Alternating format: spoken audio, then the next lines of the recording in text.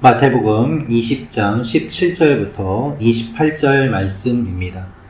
예수께서 예루살렘으로 올라가려 하실 때에 12 제자를 따로 데리시고 길에서 이르시되 보라, 우리가 예루살렘으로 올라가노니 인자가 대제사장들과 서기관들에게 넘겨짐에 그들이 죽이기로 결의하고 이방인들에게 넘겨주어 그를 조롱하며 채찍질하며 십자가에 못 박게 할 것이나 제3일에 살아나리라. 그때 세베대의 아들의 어머니가 그 아들들을 데리고 예수께 와서 절하며 무엇을 구하니 예수께서 이르시되 무엇을 원하느냐 이르되 나의 이 두 아들을 주의 나라에서 하나는 주의 우편에 하나는 주의 좌편에 앉게 명하소서. 예수께서 대답하여 이르시되 너희는 너희가 구하는 것을 알지 못하는도다. 내가 마시려는 잔을 너희가 마실 수 있느냐? 그들이 말하되 할 수 있나이다.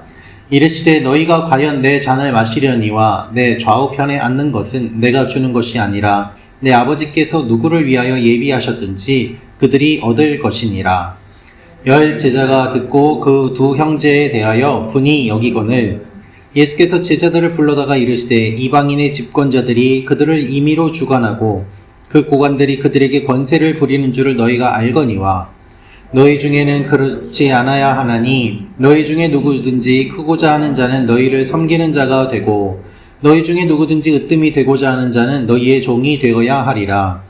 인자가 온 것은 섬김을 받으려 함이 아니라 도리어 섬기려 하고 자기 목숨을 많은 사람의 대속물로 주려 함이니라. 아멘.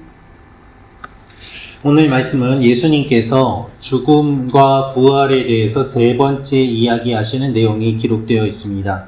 그 이야기를 들었음에도 불구하고 예수님의 제자들은 서로 예수님의 오른편과 왼편에 앉으려고 싸우는 모습이 등장합니다. 이 말씀을 통해서 우리가 알 수 있는 몇 가지 내용이 있습니다. 첫째로 예수님과 제자들의 생각이 다릅니다 라는 것입니다. 예수님과 제자들의 생각이 다릅니다. 20절, 21절 말씀 같이 읽겠습니다. 시작. 그때 세베대의 아들의 어머니가 그 아들들을 데리고 예수께 와서 절하며 무엇을 구하니 예수께서 이르시되 무엇을 원하느냐 이르되 나의 이 두 아들을 주의 나라에서 하나는 주의 우편에 하나는 주의 좌편에 앉게 명하소서. 아멘. 예수님께서 세 번이나 십자가와 부활에 대한 이야기를 하셨지만 이렇게 심각한 상황 가운데서 세베대의 아들의 어머니가 그 아들들을 데리고 왔습니다. 즉 야고보와 요한의 어머니가 자신의 아들들을 예수님의 오른편과 우편에 앉혀달라고 청탁을 하러 온 것입니다. 예수님은 지금 죽음을 앞두고 있는데 야고보와 요한은 다른 생각을 가지고 있습니다. 그들이 이 생각을 가지고 있지 않다면 그들의 어머니가 굳이 와서 이야기를 했겠습니까? 아마 다 말을 맞추고 예수님께 나온 것이 분명합니다. 그들이 직접 이야기를 하지 못하니 어머니가 예수님께 대신 요청을 했던 것이었겠지요. 그런데 제자들의 생각과 예수님의 생각은 완전히 다릅니다. 예수님은 십자가와 부활과 우리를 위한 구원의 길을 열어주시는 것을 말씀하시는데 제자들은 여전히 예수님 옆에서 한 자리를 차지할 것을 이야기하고 있는 것입니다. 특히 오늘 말씀 앞에 나중된 자로서 먼저 되고 먼저 된 자로서 나중될 것이다 라고 말씀하신 그 이후에 이와 같은 일들이 진행되는 것을 우리가 볼 수 있습니다. 여러분, 언제나 우리는 높은 자리를 탐하고 언제나 우리는 세상의 권력을 탐합니다. 그것이 우리의 본성입니다. 그러나 주님께서는 그것만이 아니라 다른 것들이 있음을 말씀하십니다. 주님의 생각과 우리의 생각이 다름을 인정해야 우리가 기도할 수 있습니다. 그래서 기도는 우리의 생각을 주님의 생각과 맞추어 가는 것입니다. 주님이 무엇을 말씀하시는지를 잘 듣고 주님께 맞추며 나아가는 여러분과 제가 되기를 원합니다. 두 번째로 알 수 있는 것은 우리는 우리가 무엇을 구하는지 알지 못합니다 라는 것입니다. 우리는 우리가 무엇을 구하는지 알지 못합니다. 우리 22절 말씀 같이 읽겠습니다. 시작. 예수께서 대답하여 이르시되 너희는 너희가 구하는 것을 알지 못하는도다. 그들이 말하되 할 수 있나이다. 내가 마실 수 있는 잔을 너희가 마실 수 있겠느냐?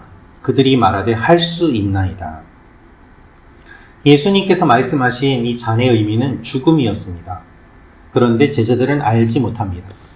예수님은 지금 너희들은 나에게 무엇을 구하는지 제대로 알지 못하고 구하는도다 라고 이렇게 말씀하고 계시는 것이죠. 이미 인자가 영광의 보좌에 앉을 때 12제자가 12보좌에 앉는다고 주님께서 알려주셨습니다. 그렇지만 그 12보좌 가운데서도 누가 가장 예수님과 가까이 앉을 것인가를 놓고 예수님의 제자들이 서로 다투고 싸우고 갈등했던 것이죠. 12보좌에 앉는 것이 분명한데 그 보좌 가운데서도 누가 높으냐를 가지고 생각하고 다투고 갈등하고 있는 것입니다. 세베대의 두 아들과 그 어머니가 바로 그것을 이야기하고 있는 것이죠. 12보좌에 앉는다고 하면 그 보좌는 보장이 되었으니 그러면 그 중에서도 누가 예수님과 더 가까이 있을 것인가?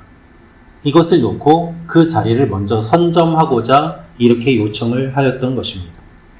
두 번째 순환 예고 때는 예수님의 제자들이 그 이야기를 듣고 매우 근심하였다고 기록되어 있습니다.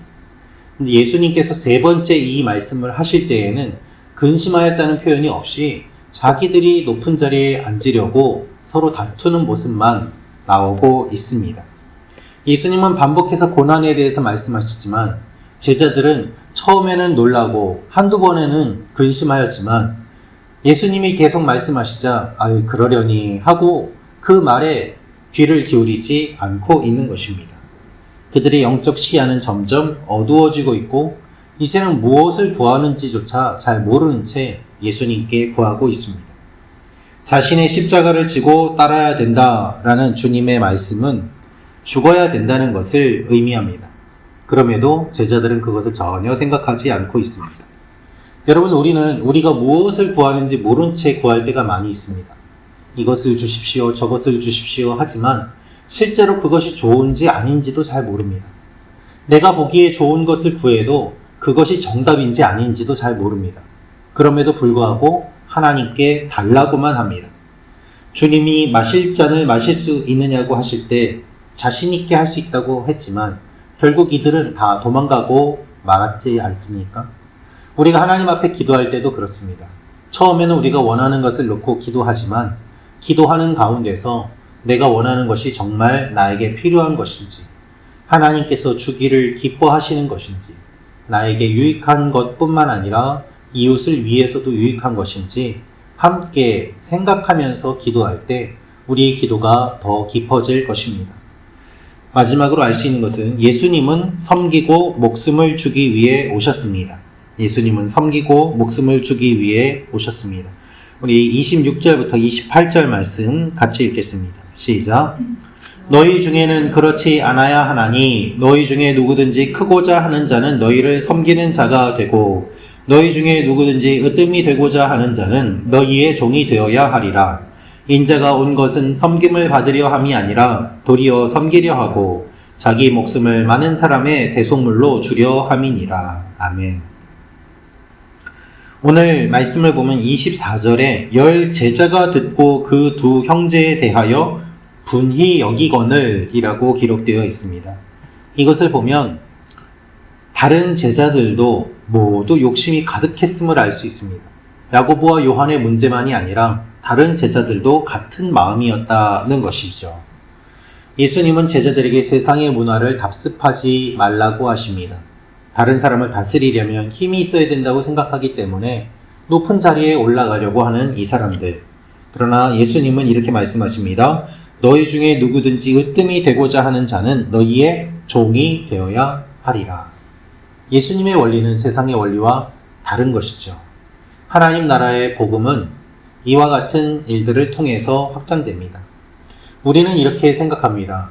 우리가 세상에서 살아가는데 세상의 원리를 따라가지 않으면 어떻게 살아갈 수 있을까라고 말이죠.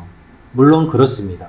우리가 직장에서 맡겨진 자리에서 최선을 다하는 것 중요합니다. 승진하고 진급하고 더 높은 자리에 올라가는 것 필요합니다. 그러나 주님의 말씀은 그것이 목숨보다 중요한 것은 아니라는 것입니다. 그것이 하나님 나라보다 중요하진 않다는 것입니다. 그렇게 일할 수 있도록 하신 하나님을 기억하라는 것입니다. 그리고 우리의 마음이 언제나 하나님 앞에서 낮아지고 겸손해야 됨을 깨달으라는 말씀입니다. 주님의 은혜와 능력이 있어야 주님의 길을 걸어갈 수 있습니다. 높이 올라가려고 하는 우리의 본성을 거스를 수 있는 힘은 그것보다 더 강한 주님의 은혜의 능력입니다. 우리의 본성을 거스르고 주님을 따르기 위해서 날마다 엎드려야 됩니다. 그래서 이 새벽에 나와서 기도하는 것이 중요한 것이죠. 오늘도 이 아침에 주님 앞에 엎드리며 나아가는 여러분과 제가 되기를 원합니다. 우리가 생각하는 것 이상으로, 간구하는 것 이상으로 주님께서 많은 것을 주시고 놀랍게 이끌어 주실 것입니다. 기도하겠습니다. 참 좋으신 아버지 하나님, 우리의 힘으로 구하는 것들, 우리가 무엇을 구하는지도 잘 모르고 그것이 정말 좋은지도 모른 채 구하지만 우리의 기도를 들어주시는 주님께서 우리의 기도를 들어주시고 주님 보시기에 선하신 것들로 응답하여 주시옵소서.